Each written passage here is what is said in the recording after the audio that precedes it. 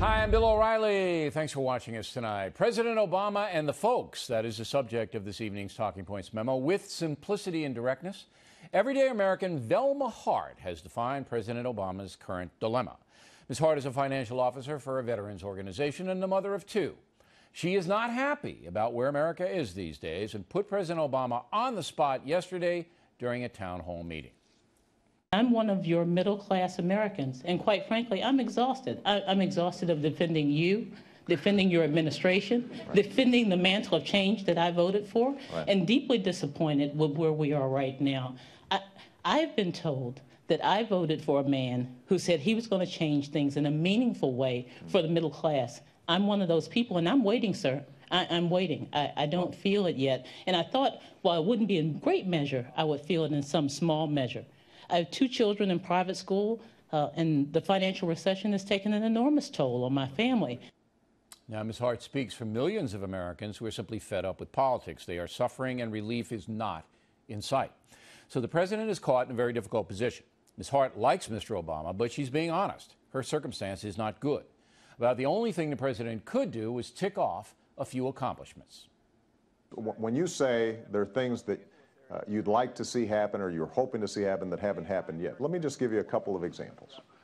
Millions more students are going to be able to get loans and grants and scholarships to go to college.